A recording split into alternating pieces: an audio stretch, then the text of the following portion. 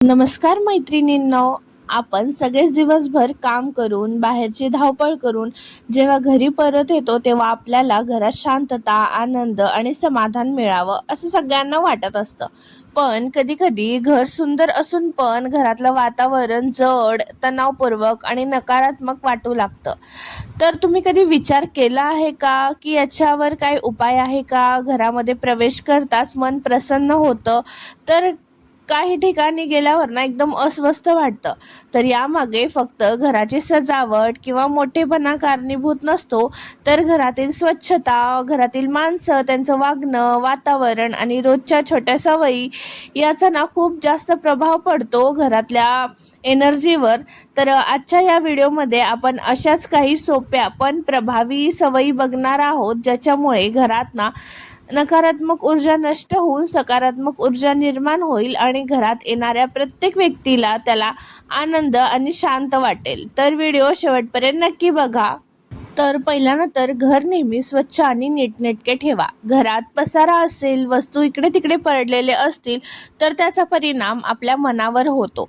स्वच्छ आणि व्यवस्थित घर पाहिल्यावर मनाला एक वेगळाच आराम मिळतो. म्हणून रोज थोडा वेळ काढून घराची स्वच्छता करा. न वापरणाऱ्या वस्तू वेळोवेळी काढून ठेवा आणि जितका कमी पसारा घरामध्ये करता येईल तितका कमी पसारा करा आणि तितकंच अधिक शांत आणि प्रसन्न वाटेल. दुसरी गोष्ट म्हणजे सकाळचा सूर्यप्रकाश घरात येऊ द्या. सकाळी उठल्यानंतर सर्व खिडक्या आणि पडदे उघडा. सूर्यप्रकाशामुळे घरातील अंधार दूर होतो आणि घरामध्ये वातावरण ताजेतवाने वाटू लागते. नैसर्गिक प्रकाशामुळे मन आनंदी राहतं आणि घरात उत्साह पण निर्माण होतो. तिसरा, घरामध्ये हवा खेळती ठेवा. म्हणजे फक्त प्रकाशच नाही तर ताजी हवा पण घरात आली पाहिजे. बंद घरात जडपणा वाटतो, म्हणून दरवाजे काही वेळ उघड्या ठेवा, खिडक्या उघड्या ठेवा. ताजी हवा घरात येऊ द्या आणि ताजी हवा घरात आली की वातावरण एकदम हलकं आणि सकारात्मक वाटतं. चौथी गोष्ट म्हणजे घरात हिरव्या झाडांना स्थान द्या. म्हणजे झाडं ही निसर्गाची सुंदर भेट आहेत. मनी प्लांट, तुळस, अनेक प्लांट भेटतात. आर्टिफिशियल का असे ना, तर छोटे छोटे झाड पण भेटतात आपल्याला. तर तेही घरात ठेवल्याने घराला एकदम ताजेपणा वाटतो आणि हिरवा रंग मनाला एकदम शांतता देतं आणि घर ना अधिक जिवंत असल्यासारखं वाटू लागतं. नंतर प्रार्थना, ध्यान किंवा नामस्मरणाची सवय लावून घ्या. दिवसभरातील काही मिनिटं प्रार्थना किंवा ध्यान करा. देवाचं मनन चिंतन करा. त्यामुळे मनातील एकदम तणाव दूर होतो आणि आपल्याला सकारात्मक विचार वाढतात. सकाळची सुरुवात चांगल्या विचारांनी झाली तर पूर्ण दिवस चांगला जातो. आणि देवाकडे दिवाबत्ती लावणे, पूजा करणे ह्याच्यामुळे पण घरामध्ये खूप पॉझिटिव्ह असं वातावरण निर्माण होतं. तर नक्कीच हे सर्व गोष्टी ना तुम्ही ट्राय करा. त्याच्यानंतर घरातील बोलण्याची पद्धत बदला. म्हणजे घरामध्ये आपण एकदम ना सकारात्मक बोलायला पाहिजे. घरामध्ये सकारात्मक ऊर्जा टिकवायचं असेल तर सर्वात आधी आपल्याला आपल्या शब्दांकडे लक्ष दिलं पाहिजे. कटू बोलणे, सतत ओरडणे किंवा एकमेकांना कमी लेखणं याच्यामुळे वातावरणामध्ये नकारात्मकता निर्माण होते. तर त्याऐवजी जर आपण प्रेमाने, आदराने आणि समजून घेऊन बोललं ना, तर आपली वाणी पण सुधारते आणि घरामध्ये एकदम पॉझिटिव्ह एनर्जी पण यायला लागतं. त्याच्यानंतर घरात एकदम सुगंधी वातावरण ठेवायला पाहिजे. म्हणजेच सुगंधाचा आपल्या मनावर खूप परिणाम होत असतो. म्हणजे ताजी फुलं, अगरबत्ती किंवा हलकासा जरी सुगंध वापरला तर घर अधिक छान प्रसन्न वाटू लागतं. घरात प्रवेश करता जर ताजेपणा जाणवला तर आपोआप मन सुंदर, ताजं तवानं, आनंदी होऊन जातं. घरासाठी थोडा वेळ काढा. म्हणजे आजच्या धावपळीच्या युगामध्ये आपल्याला स्वतःसाठी पण वेळ नाही आहे आणि आपल्या फॅमिलीसाठी तर वेळ बिलकुलच नाही आहे. म्हणून एकमेकासाठी वेळ काढणं खूप जास्त महत्त्वाचं आहे आणि एकमेकासोबत वेळ घालवणंही तितकंच खूप जास्त महत्त्वाचं आहे. मोबाईल बाजूला ठेवून कुटुंबासोबत गप्पा मारल्या, एकत्र जेवण केलं, छोट्या छोट्या गोष्टी आपण एकमेकांना शेअर केल्या तर आपलं प्रेमही वाढतं आणि आपले विचारांचे आदानप्रदान पण होते आणि घरामध्ये ना एकदम हसत खेळत वातावरण निर्माण होतं. तर याच्यामुळे घरातील नातेसंबंध मजबूत होतात आणि प्रेमाचं वातावरण पण घरात निर्माण होतं. कृतज्ञता व्यक्त करण्याची सवय लावा. म्हणजे आपल्याकडे जे आहे त्याच्याबद्दल आपण नेहमीच ना देवाचे आभार मानले पाहिजे.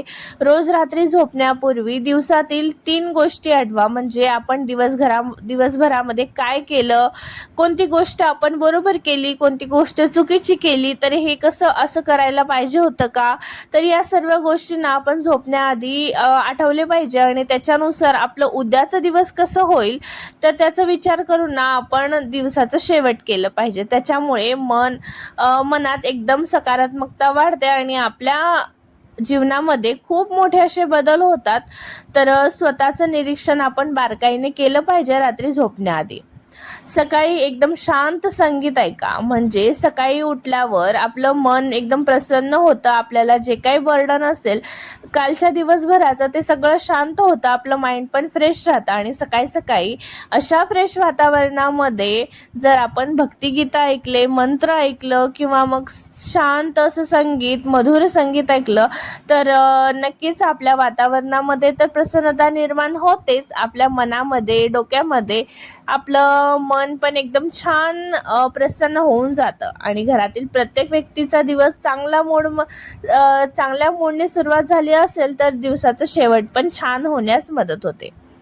नकारात्मकता कमी करा. म्हणजे आपल्या जीवनामध्ये जर सतत वाद, तक्रार, राग किंवा नकारात्मक ऊर्जा येत असेल तर याच्यामुळे ना घरामध्ये पण नकारात्मकता निर्माण होते. तर आपल्यामध्ये जे काही समस्या असतील ते तुम्ही शांतपणे सोडवा. जास्त आरडाओरड करू नका. एकमेकांना शांतपणे बोला. त्याच्यामधून काही ना काही मार्ग निघेलच.